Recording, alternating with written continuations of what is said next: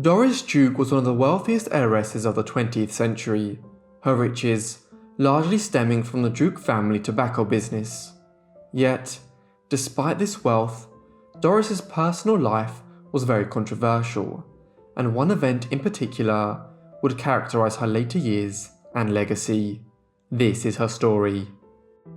Doris Duke was born on the 22nd of November 1912 in New York City. She was the only child of James Buchanan Duke and his second wife, Nannerline Holt Inman. James's first marriage to Lillian Fletcher Macready had quickly ended in divorce in 1906 and had not produced any children. As such, Doris was the only child of Duke, and his wealth would shape her entire life. James Buchanan Duke was the owner and founder of the American Tobacco Company, which he had established in 1890. The American Tobacco Company was known for having introduced several innovations into the manufacture of cigarettes, notably the paper used to roll them, and also the first efforts to chemically manipulate the ingredients used. Duke's company was soon raking in enormous profits at the height of the Gilded Age, and he consolidated his control of the market. By the end of the 19th century, the American Tobacco Company was selling approximately 90% of all the cigarettes smoked in the United States, and this was at a time when it was more usual for an adult to smoke than to not do so. As a result of all of this, the Dukes were amongst the wealthiest families in America. James engaged in significant philanthropy, including massive funding to Trinity College in North Carolina, which would subsequently be renamed Duke University in recognition of his immense funding. Speaking of funding, I want to thank Scentbird for sponsoring this video. If you're anything like me, a good fragrance never goes amiss. For years, family and friends have gifted me fragrances, and I always use them. Right now, my favourite fragrance notes are lavender and cinnamon. If you haven't heard of Scentbird, it is a fragrance subscription service where you choose a new designer fragrance to try every month for just $17. But choosing a great fragrance can be hard, so Scentbird has designed a quick and easy quiz to help you find a quality match. With each fragrance, you'll get a 30-day supply, and you can even try out fragrances before committing to a full bottle. This month, I received Get a Room by Confessions of a Rebel, Paul by Arquiste, and Forest by Rook perfumes. All three smell incredible, and in particular I love the scents of Get a Room, which include vanilla and apple tree. Use Forgotten to get 55% off your first month at Scentbird. It's just a little over $7 for your first month, available in the USA and Canada. Now back to the video. Doris grew up on her family's enormous estate in Hillsborough Township in New Jersey. Duke Farms, as it was known, was a 2,700-acre estate. When her father died in 1925, she effectively inherited the main bulk of his enormous estate, which was valued at the time of upwards of $100 million, a sum equivalent to in excess of $1 billion today. However, she did not receive the money at this point in time owing to her youth. Rather, an arrangement had been put in place whereby Doris would acquire control of the estate in tranches as she moved through her 20s. Duke came of age just as the United States was plunged into the Great Depression following the Wall Street crash of the autumn of 1929. In this context, the holding of lavish debutante parties for figures such as Doris and her contemporary, Barbara Hutton, the heiress to the Woolworth family fortune in the early 1930s, generated interest and criticism in equal measure amongst the American press at the time. She and Hutton were nicknamed the Gold Dust Twins, and individually as the richest girl in the world, or Poor Little Rich Girl. In 1935, when she was just 22 years of age, Duke stunned those who knew her and the celebrity press when she decided to marry an inspiring politician by the name of Jimmy Cromwell. Cromwell was 16 years older than her, and began to use Doris's wealth to advance his political ambitions. He too came from a moneyed background, though one considerably less affluent than Duke's. After an initial 2-year around-the-world honeymoon, the Cromwells settled briefly in Hawaii, where they built a mansion which they named Shangri-La. However, their marriage began to unravel in the early 1940s.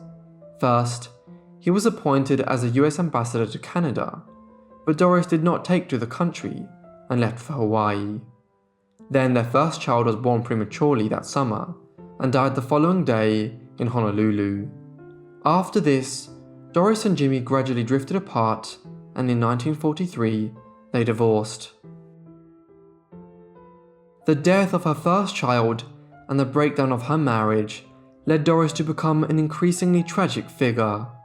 This was compounded by receipt of the news that her pregnancy and the complications with it in 1940 made it almost certain that she would be unable to have any further children.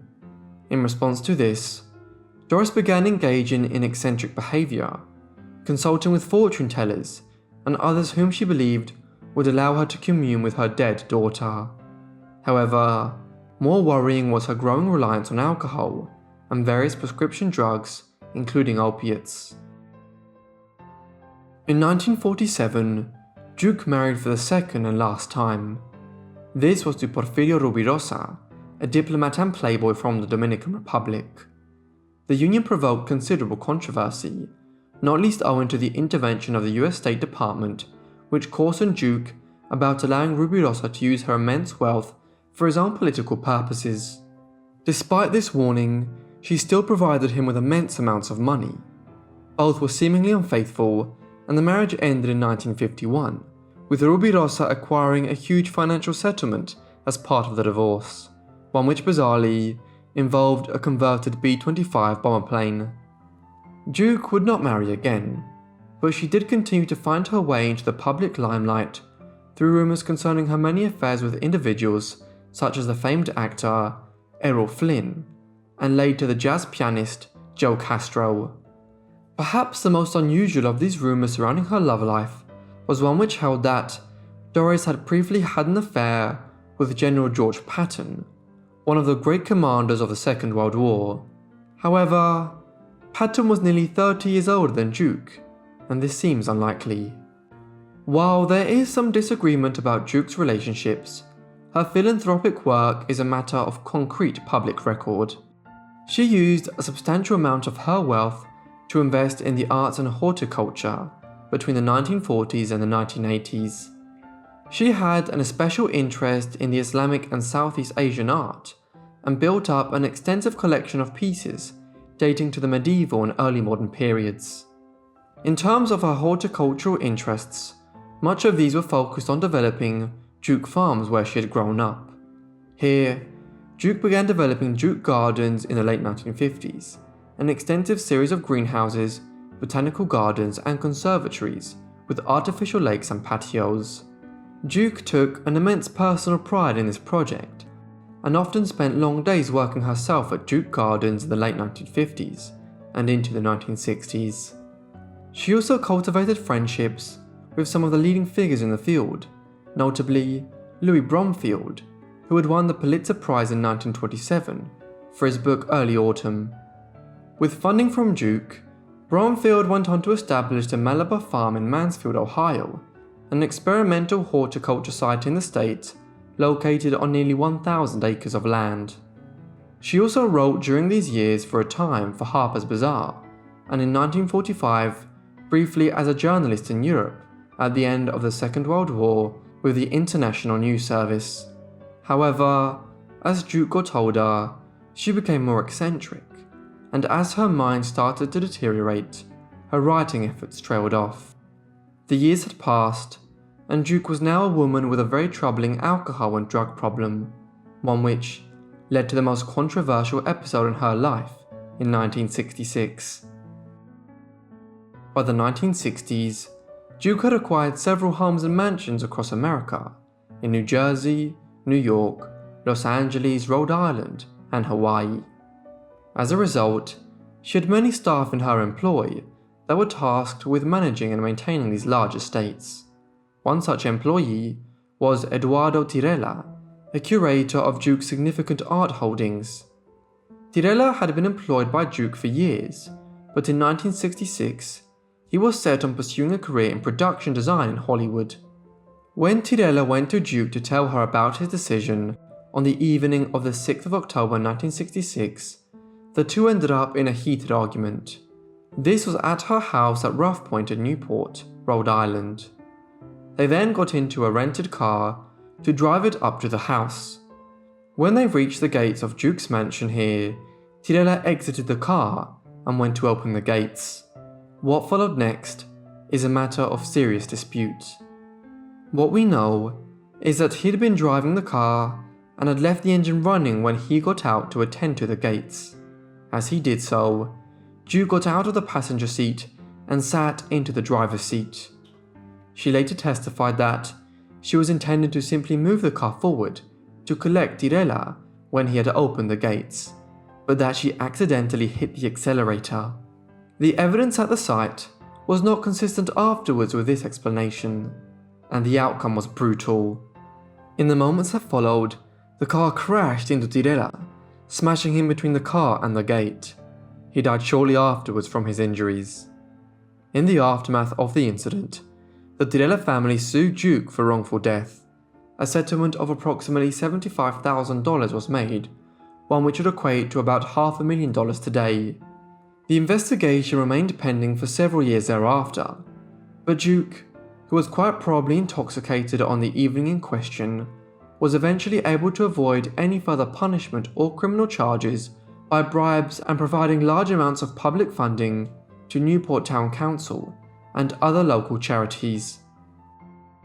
Despite avoiding jail time following the Tirella incident in 1966, Duke's reputation within US high society circles never fully recovered. As a result, in the 1970s and 1980s, she became more reclusive, and her alcohol and drug use, which was already considerable, began to increase further. Towards the end of her 70s, Duke was convinced by her medical advisors to undergo a series of operations. Some of these were necessary medical measures, such as a knee replacement, but others, including a facelift, were purely cosmetic.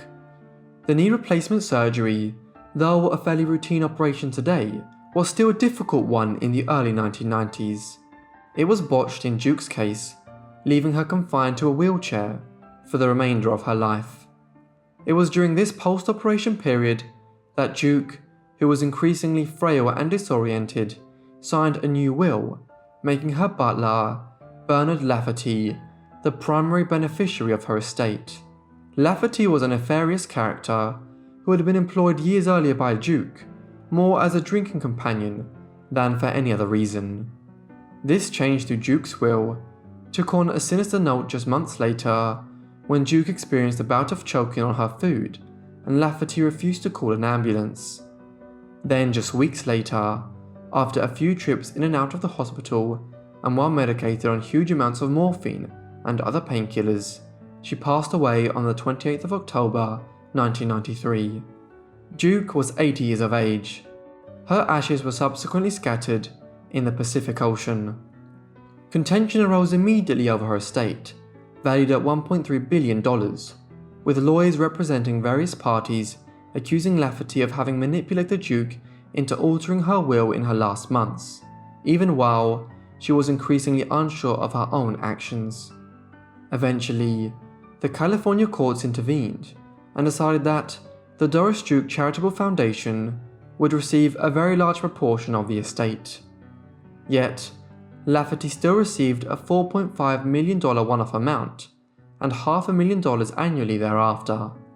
Following this, he left for Los Angeles, where he died in 1996. Shortly before his death, he was exonerated in an investigation launched by the District Attorney of Los Angeles to determine if Duke was murdered or died from complications owing to her medical conditions. In 2020, a new report was produced on the circumstances surrounding the death of Eduardo Tirella in 1966 by Peter Lance, an investigative journalist at Newport Daily News.